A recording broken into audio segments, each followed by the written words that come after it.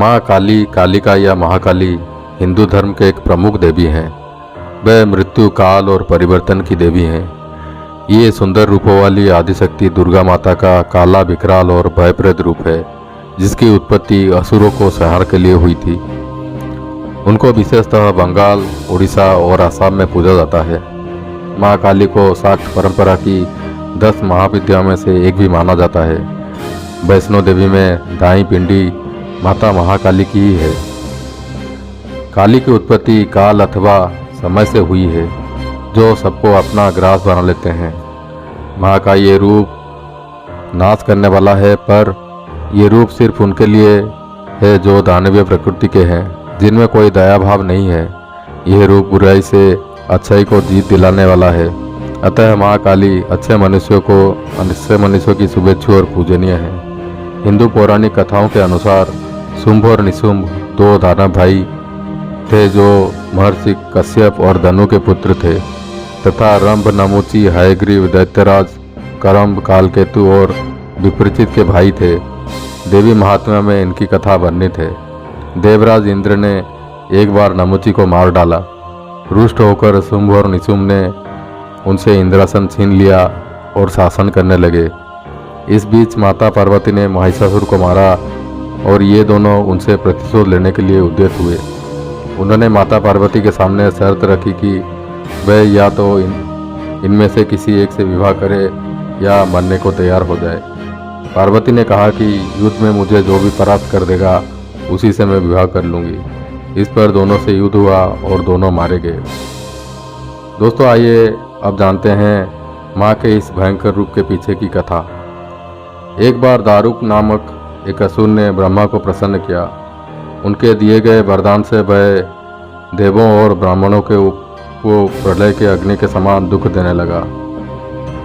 उसने सभी धार्मिक अनुष्ठान बंद करवा दिए और स्वर्गलोक में अपना राज्य स्थापित कर लिया। सभी देवता ब्रह्मा और विष्णु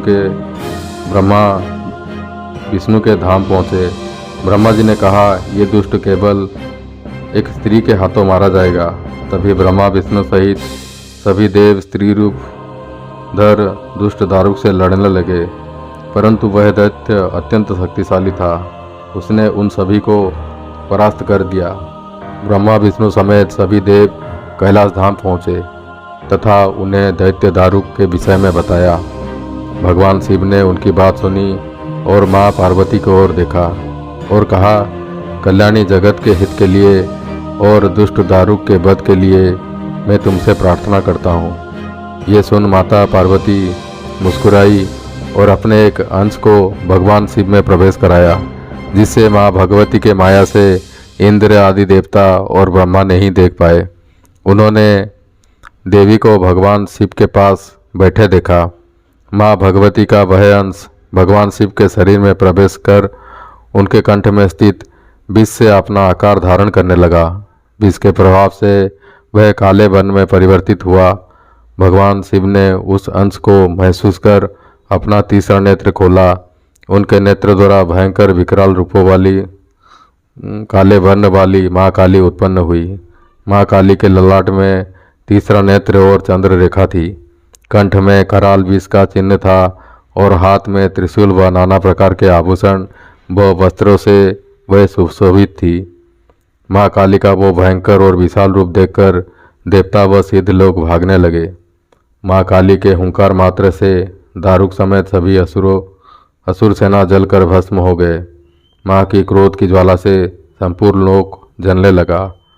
उनके क्रोध से संसार को जलता देख भगवान शिव ने एक बालक का रूप धारण किया। शिव शमशान में पहुँचे और वहाँ लेटकर रोने लगे। जब माँ काली ने शिव रूपी वो बालक को देखा तो उन्होंने उनको अपने हृदय से लगा लिया तथा अपने स्तनों से उन्हें दूध पिलाने लगी। भगवान शिव ने दूध के साथ उनका क्रोध भी पान कर लिया। उनके क्रोध से 8 मूर्ति हुई जो क्षेत्रपाल कहलाई। शिवजी द्वारा माँ काली का क्रोध पी जाने के कारण वह मूर्छित हो गई। देवी को होश में लाने के लिए शिवजी ने शिव तांडव किया। होश में आने पर माँ काली ने जब शिव को नृत्य करते देखा तो वो भी नाचने लगी, जिस कारण उन्हें योगिनी भी कहा गया। काली माँ का स्वरूप। माँ काली को तस्वीरों में शिवजी की छाती पर एक पैर के साथ युद्ध के मैदान में खड़े होने के रूप में दर्शाया गया है। उनकी जीभ भगवान शिव की छाती पर पैर रखने के लिए अचरज में पड़ गई। उनका रंग गहरा है और चेहरे का भाव क्रूर है। उनके 4 हाथ दर्शाए गए हैं। ऊपरी हाथों में से एक में वह खूनी कृपाण रखती है और दूसरे हाथ में वह कटा हुआ एक राक्षस का सिर रखती है। निचले हाथों में से एक में वह एक कटोरा रखती है जिसमें बहुत रक्त एकत्र करती है, जो दानव की विच्छेदित सिर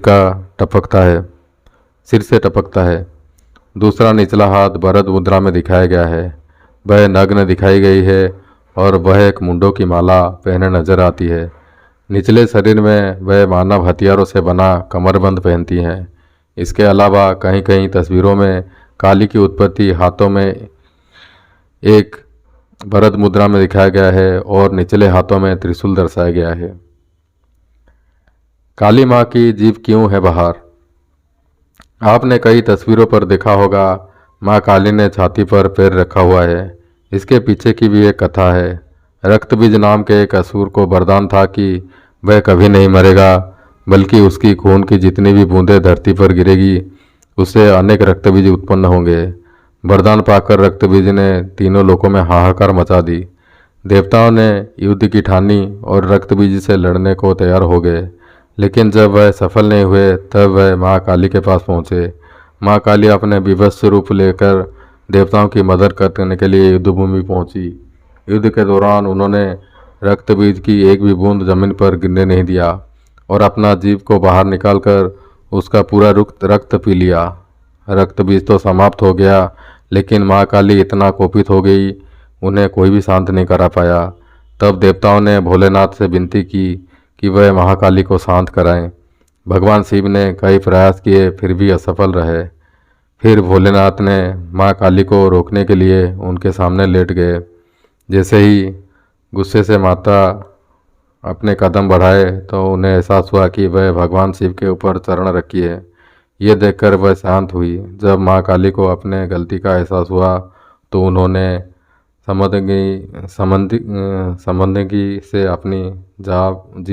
शर्मिंदगी से अपनी जीभ बाहर निकाली।